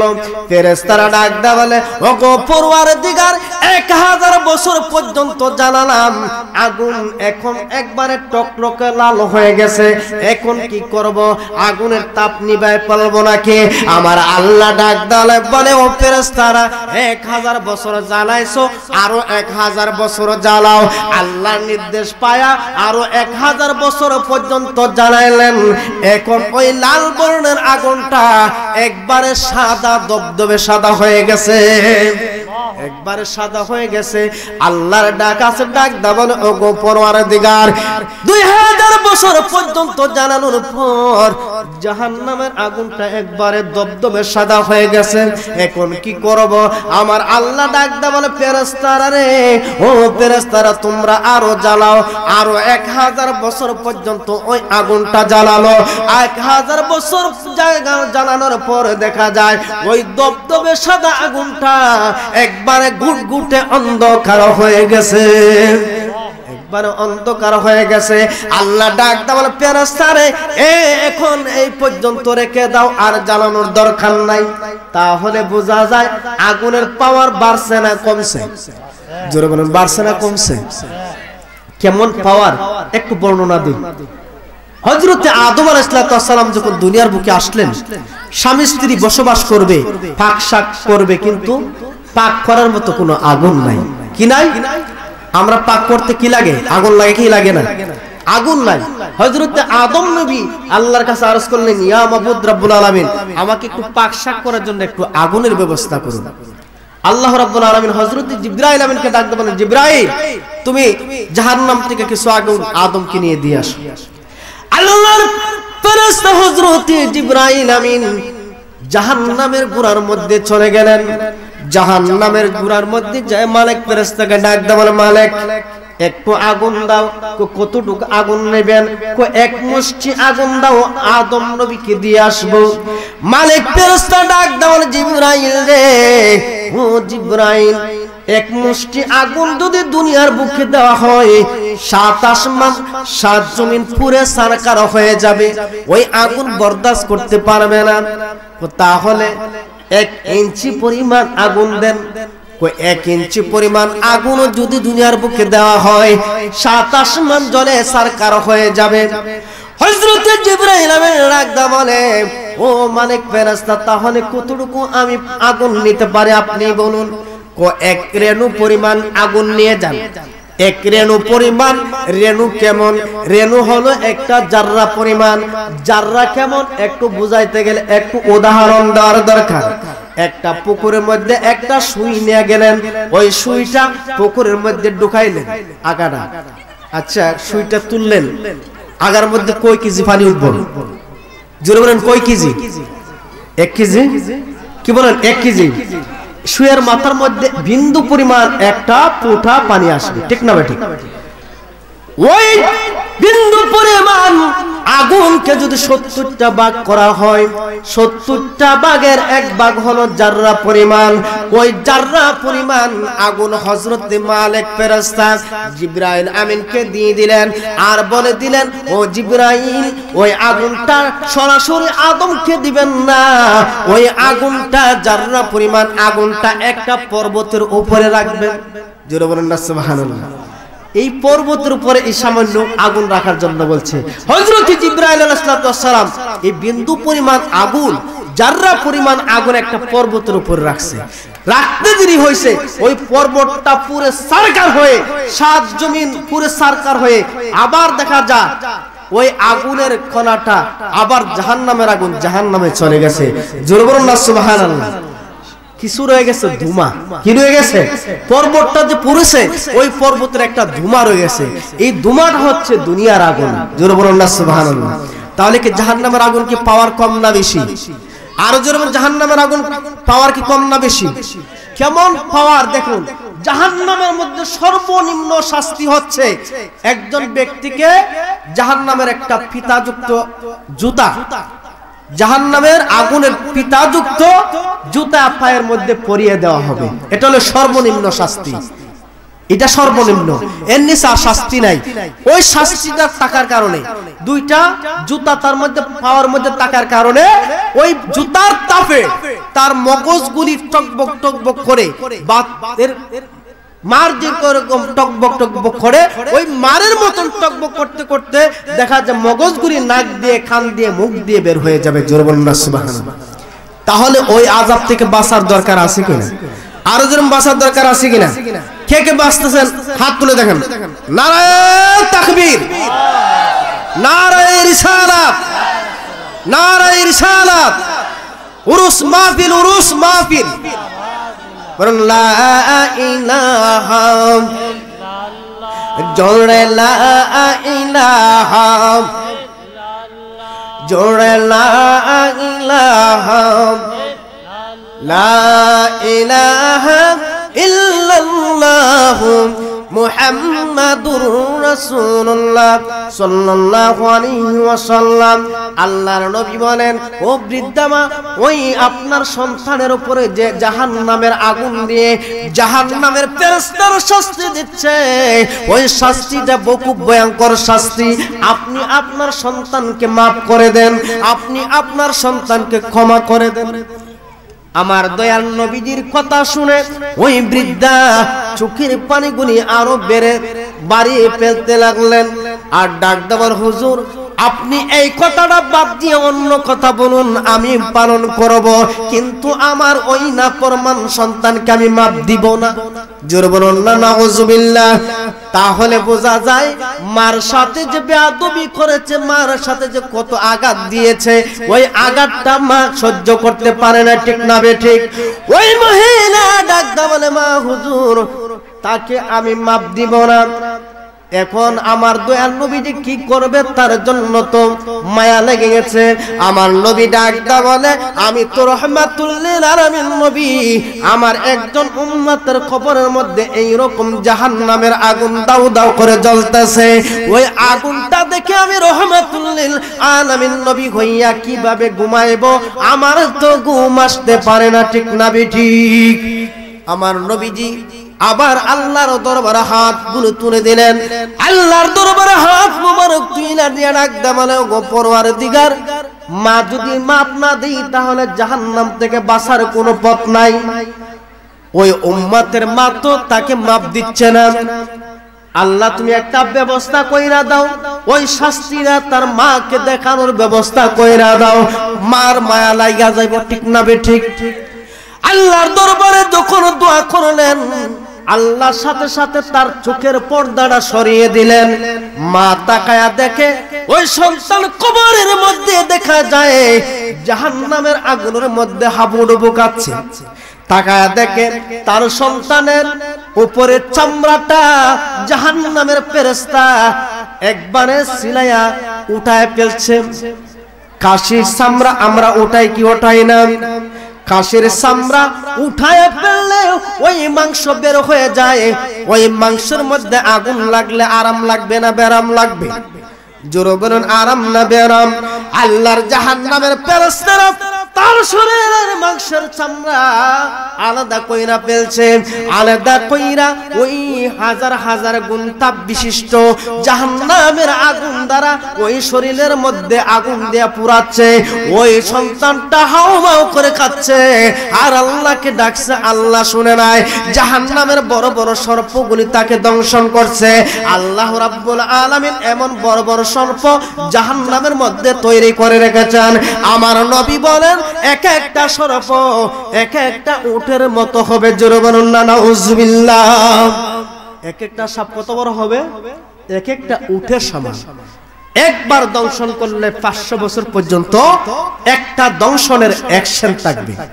জোরে বলুন না নাউজুবিল্লাহ।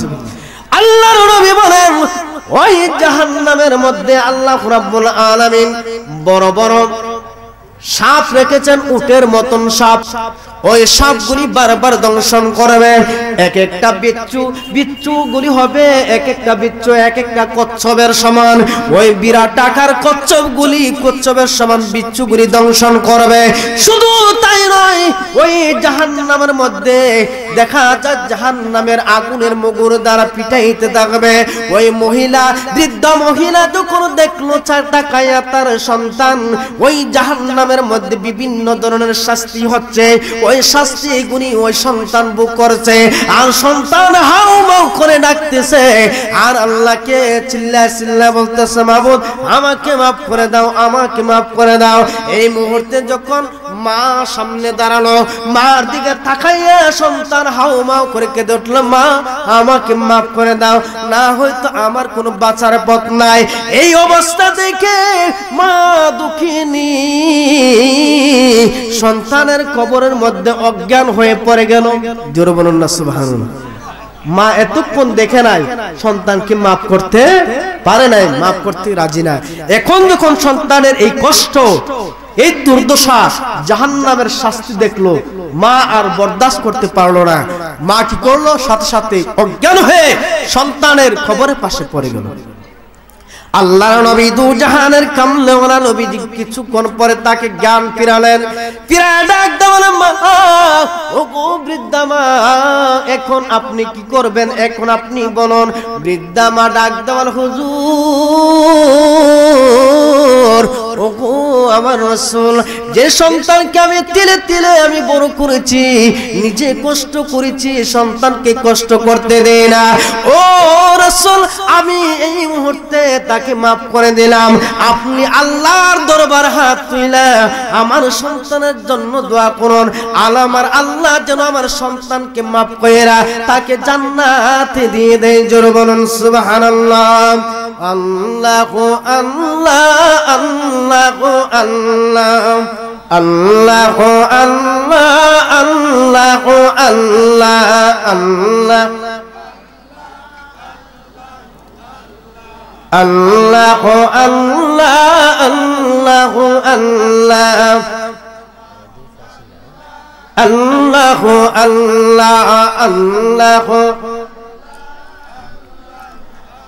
লা ইলাহা ইল্লাল্লাহ মুহাম্মাদুর রাসূলুল্লাহ সাল্লাল্লাহু আলাইহি ওয়াসাল্লাম।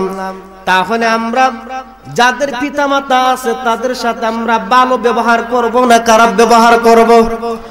জোরে বলুন, ভালো ব্যবহার করব না খারাপ ব্যবহার করব? আমার নবী বলেন, ওই মার দিকে যদি রহমতের দৃষ্টিতে তাকাই, মার চেহারার দিকে যদি মায়ার দৃষ্টিতে দেখায়, ভালোবাসার দৃষ্টিতে দেখায়, আমার আল্লাহ রাব্বুল আলামিন তার আমলনামার মধ্যে এক একটা কবুলিয়াতের হজের সওয়াব লিখে দেন। জোরে বলুন সুবহানাল্লাহ। তাহলে সওয়াব কি কম দেন না বেশি দেয়? হজ করতে গেলে 3 লাখ 3.5 লাখ টাকা লাগে, কিন্তু ওই হজের সওয়াব পাওয়া যায় আপনি আমার ঘরের মধ্যে, ঠিক না বেটি? আমার নবী রাহমাতুল লিল আলামিন বলেন, উম্মত রে, 3.5 লক্ষ টাকা খরচ করে বাইতুল্লাহ শরীফ জিয়ারত করলাম, মদিনা শরীফ জিয়ারত করলাম, তোমার হজ কবুল হইতে পারে নাও হইতে পারে, ঠিক না বে ঠিক? হজ কবুল হইতে পারে নাও হইতে পারে, কিন্তু তোমার এমন একটা স্পেশাল হজের ঘোষণা আমি নবীর জবান মুবারক দ্বারা ঘোষণা করে দিলাম। ও উম্মত, তোমার মায়ের দৃষ্টিতে যদি তোমার মার চেহারার প্রতি একবার তাকাও, আমার আল্লাহ রাব্বুল আলামিন তোমার আমলনামার মধ্যে এক একটা কবুলিয়াতের হজ সওয়াবে লিখে দিবে। আমার নবীর সাহাবীরা খুব খুশি। এই রকম সওয়াবের কথা শুনলে খুশি না বেজার? জোরে বলুন, খুশি না বেজার? আমরা মার পক্ষে না বিপক্ষে? আর জবাব, আপনারা কি খারাপ লাগতেছে? আমরা কি মার পক্ষে না বিপক্ষে? আমরা বাবার পক্ষে না বিপক্ষে? কিন্তু বিপক্ষে চলে যায় একটাই কারণ, সুন্দরী মেয়ের প্রেমে পয়রা, ঠিক না বেটি? সুন্দরী বউয়ের কারণে ওই মা হয়ে যায় বুড়ি, ঠিক না বেটি? কিন্তু ওই মা কদম যদি আপনি ছাড়েন, মনে করবেন আপনার বিপদ ছাড়া আর কিছু নাই, ইহকালও শেষ পরকালও শেষ, ঠিক না বেটি? আমার মায়ের নবী রাহমাতুল লিল আলামিন বলেন, সাহাবীরা রে, এক একটা হজ তোমার আমলনামার মধ্যে লেখা হবে। সাহাবীরা ডাক দেবার, হুজুর, তাহলে যদি আমরা আমাদের মায়ের চেহারার প্রতি দৈনিক ভালোবাসার নজরে, মায়ার নজরে যদি 100 বার তাকায়, তাহলে আমাদের আমলনামার মধ্যে কি লেখা হবে? আমার মায়ের নবী রাহমাতুল লিল আলামিন নবী ডাক দে বলে সাহাবীরে ও সাহাবীরা তোমরা যদি ওই মার চেহারার দিকে দৈনিক 100 বার মায়ের নজরে তাকাও আমার আল্লাহ রাব্বুল আলামিন তোমার আমলনামার মধ্যে 100 তকবুনিয়াত হজের সওয়াব লিখে দিবেন জোরে বলুন আল্লাহু আকবার আর জোরে বলুন ইয়া রাসূলুল্লাহ তাহলে আমরা মার সেবা করতে চাই কি চাই না কষ্টের বিষয় আমি মা হারা এতিম আমার মতন এরকম এতিম আছে কি নাই অনেকে আছে কি নাই মা দুনিয়া থেকে চলে গেলে বুঝতে পারে সকলই মা যে কত বড় নিয়ামত ঠিক না ঠিক মা যে কত বড় নিয়ামত সেটা বুঝতে পারে মা চলে যাওয়ার পরে কিন্তু মা দুনিয়া থাকতে কেউ বোঝে না আমি একটা ঢাকার মেয়র আনিসুল হক তার একটা বক্তৃতার মধ্যে আমি শুনেছি খুব সুন্দরভাবে বলেছেন মার কথাগুলি ছাত্রদের সামনে উপস্থাপন করেছেন উনি সুন্দরভাবে একটা আলোচনা তুলেছেন মা যে কতটুকু মা অর্থাৎ মার যে মায়া কতটুকু ওই জিনিসটা বুঝাইতে গিয়ে উনি বলেছেন 1971 সালে যখন যুদ্ধ শুরু হয়ে গেল পাকিস্তান পাক বাহিনী আসলো বাংলার মানুষদেরকে ধরে ধরে হত্যা করতে শুরু করলো এমন সময় ঢাকার একটা জায়গার মধ্যে একটা ছেলেকে আটকানো হলো আটকানোর পর মা দৌড়ায় আসলো তাকে দেখার জন্য তাকে বন্দী করে রাখা হলো বন্দী করে রাখার পর মা যুকিনি তার কাছে গেল সন্তান ডাক দেব মা আমি পাক বাহিনীর কাছে বন্দী হয়ে গেলাম আমার ইচ্ছে হয় তোমার হাতে কিছু ভাত খাওয়ার জন্য কি খাওয়ার জন্য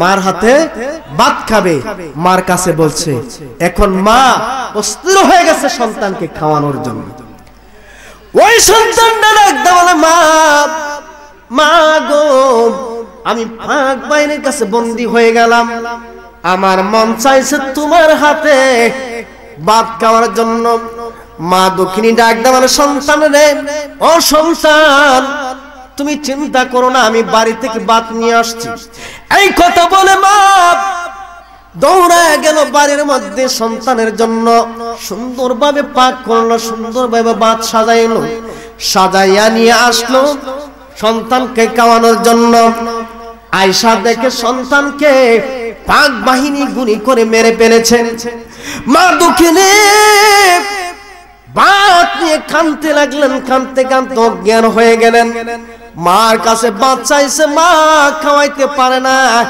এর মতন কষ্ট আর হইতে পারেনি জোরে বলেন পারেনি আপনি আমি বাবা হয়েছি আপনি আমার কাছে যখন বাবা বলে কোন সন্তান ডাক দেয় বলে বাবা আমি মিষ্টি খাবো আর এই মুহূর্তে যায় যদি মিষ্টি আপনি কিনে না দেন আপনার অন্তরে ভালো লাগবে না খারাপ লাগবে আপনার কাছে যদি টাকা না থাকে সন্তানের আবদার পূরণ করার জন্য আপনি কারো কাছে দাঁড় করে অন্য মিষ্টি কিনে আনবেন ঠিক না ঠিক সন্তানের চাহিদা পূরণ করার জন্য বাবা মা কত কষ্ট করে নিজের জামা ছিঁড়ে একবারে কান কান হয়ে যায় নিজের জামার দিকে তাকায় না এইরকম আছে কি নাই নিজের জামার দিকে তাকায় না সন্তান চেয়েছে শার্ট লাগবে তার শার্ট কিনে দেয় ঈদের জামা লাগবে ঈদের জামা কিনে দেয় মেয়ের জামা কিনে দেয় ছেলের জামা কিনে নেয় কিন্তু মা দুঃখিনীর গায়ের মধ্যে পারাসিরা কাপড় পরে আছে ঠিক না ঠিক এমন মা দুঃখিনী আপনার অনেক কবরের মধ্যে শুয়ে আছেন একটু চিন্তা করুন আপনি মার জন্য কি করতে পারেন আপনার কোটি কোটি টাকা যদি আপনার মার জন্য কোনো কিছু কাজে না আসে তাহলে আপনার কোটি টাকার কোনো দাম নাই ঠিক না ঠিক আপনার মার কথা চিন্তা করে আপনি যদি মনে করেন মাকে আমি খাওয়াইতে পারি না আজকা গরিব ভিখারি আমার কাছে হাত পেতেছে তাকে এক প্লেট তিহারি কিনে দেব আপনার মাকে স্মরণ করে তাহলে আপনার মার অন্তরটা শান্তি পাবে ঠিক না ঠিক ও আমার ভাইরা বন্ধুরা ওই মা ভাতের প্লেটটা নিয়ে কাঁদতে কাঁদতে অজ্ঞান হয়ে গেলেন উনি বলতেছেন যে ওই 71 সালে যুদ্ধ হয়েছে, 71 সালে সন্তান মারা গেছে। 71 সাল থেকে ওই মহিলাটা 1982 সাল পর্যন্ত দুনিয়ার বুকে বেঁচে ছিল। 1982 সাল পর্যন্ত ওই 11 থেকে 12 বছর দুনিয়ার বুকে বাঁচছে, কিন্তু সন্তানকে না খাওয়াতে পাইরা দেখা গেল ওই মহিলাটা 12 বছরের ভিতরে একটা বাতের লোকমাও মুখে দেয় না। জোরে বলুন সুবহানাল্লাহ। একে বলে মা, একে বলে মা যে মা সন্তানের সুখে সুখী হই, সন্তানের দুঃখে দুঃখী হই। সেই মা অন্ধকার কবরে যাদের আছে ওই মার জন্য দোয়া করতে রাজি আছে কি নেই? আর যেমন দোয়া করতে রাজি আছে কি নেই? ওই মার কবরের পাশে দাঁড়ান। আপনি যখন শুক্রবার হয়ে যান, আপনি প্রতি শুক্রবার আপনি নির্দিষ্ট করেন আমার মার কবরের পাশে দাঁড়াবো, একবার সূরা ফাতিহা পড়ব, 3 বার সূরা ইখলাস পড়ব, সূরা নাস পড়ব, সূরা ফালাক পড়ব, কেউ যদি পারেন সূরা তাকাসুর পড়বেন, 11 বার দুরূদ শরীফ, 11 বার আস্তাগফিরুল্লাহ পড়া আল্লাহর দরবারে হাত তুলে আল্লাহর দরবারে মার জন্য দোয়া করবেন। আমার নবী বলেন ওই সন্তান যদি মার পক্ষে দোয়া করে আর মার জন্য যদি একটা বিন্দু চোখের পানি ফেলে ফেলে কাঁদতে পারে, ওই চোখের পানিগুলি নাকের আগার ডগার আগার মধ্যে আসার আগে আগে তার মার কবরের আযাব বন্ধ করে জান্নাতের ব্যবস্থা করে দিন। সেই মার কবরটা আমরা জান্নাত চাই কি চাই না? আর যেমন চাই কি চাই না? সেই মার জন্য একটু কাঁদুন, একটু দোয়া করুন, কারণ আমরা এমন হয়েছে নিজ নামাজ পড়ি না, মার জন্য দোয়া করি না। ঠিক না বেটি? কখন আপনি আমি কবরে চলে যাই সেটা বলা যায় না। সেই জন্য সন্তানদেরকে আলেম বানান অথবা সন্তানদেরকে ইসলামী শিক্ষায় শিক্ষিত করুন যাতে আপনার জানাজাটা দিতে পারে। যেমন দেওয়ার দরকার আছে কিনা? এমন সন্তান তৈরি করুন যাতে আপনি মারা যাওয়ার পর আপনার কবরে যা জিয়ারত করতে পারে। কি বলবো, এখন বাংলাদেশের মধ্যে এমন ভাইরাস ঢুকছে যে কবর জিয়ারতকে এখন কিছু কিছু দল লোকেরা বলে কবর পূজা। এটা বলার কারণ আছে, এটা বলার কারণ আছে। কারণ হলো এখন বিভিন্ন মাজারের মধ্যে যায় মানুষ সাজদা দেয়, দেয় কি দেয় না? এখন আজকে আমরা একটা মাজার উপলক্ষে উরুস মাহফিল হচ্ছে, আপনাদের কাছে বিনীত আরজ, মাজারে কি সাজদা দেওয়া যায়? জোরে বলুন, সাজদা দেওয়া যায়? কোন পীরের পায়ের মধ্যে সাজদা দেওয়া যায়? আপনারা কি আওয়াজ দেয়া বোঝা যায় আপনারা সাজদা দেন? কি বলেন, সাজদার পক্ষে না বিপক্ষে? আমরা একমাত্র সাজদা দিব কাকে? জোরে বলুন, কাকে দিব? একমাত্র আল্লাহকে সাজদা দিব। আল্লাহ ছাড়া কাউকে সাজদা দেওয়া যায় না। ঠিক না বেটি? একটা হাদিস শুনুন, সাজদা দিলে কাকে দেওয়া যায় তো আমার রাসূলের জবান মুবারক থেকে শুনুন। আল্লাহর নবী দু জাহানের কামলাওয়ালা নবী সাহাবে আকরাম কে নিয়ে রওনা দিয়েছেন, রাস্তা দিয়ে যাচ্ছেন। এমন সময় একটা উট দৌড়ায় আসলো। অনেক হাদিসের মধ্যে রয়েছে একটা হরিণ দৌড়ায় আসলো। আয়েশা আমার দয়াল নবীজির কদম মুবারকের মধ্যে সাজদায় পড়ে গেল। জোরে বলুন না সুবহানাল্লাহ। আমার নবীকে পশু পাখি চিনে কি চিনে না? আর জোরে বলুন, চিনে কি চিনে না? ওই পশুগুলো দয়াল নবীজির কদম মুবারকের মধ্যে সাজদায় পড়ে গেল। ওই দৃশ্যটা আমার দয়াল নবীজির সাহাবায়ে কেরাম দেখেছেন। ওই দৃশ্যটা দেখা সাহাবায়ে কেরাম ডাকদা বলেন, ইয়া রাসূলুল্লাহ, ইয়া হাবিবাল্লাহ, নবী গো, আপনাকে বনের পশুরা সাজদা করে।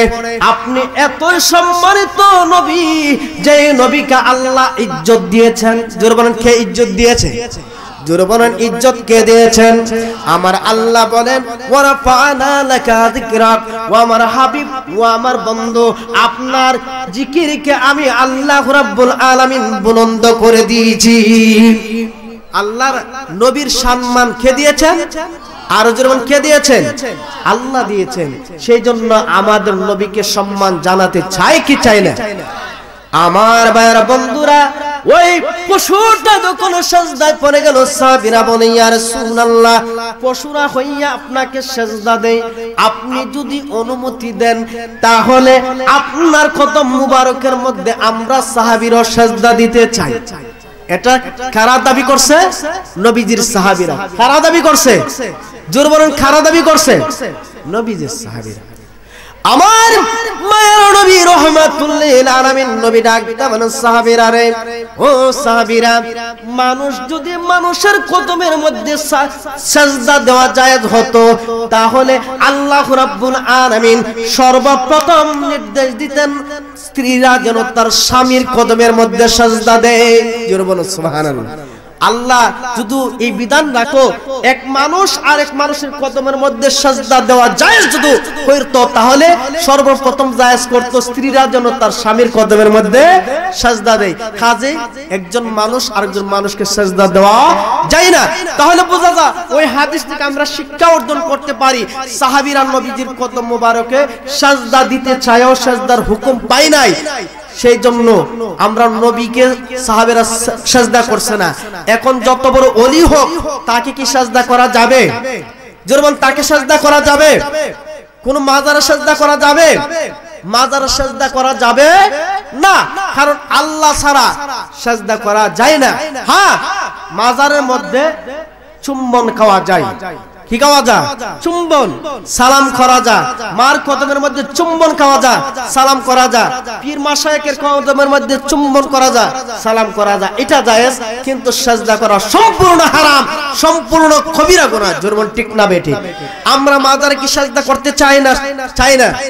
আমরা সিজদা করব না, সিজদার পরামর্শ কাউকে দিব না।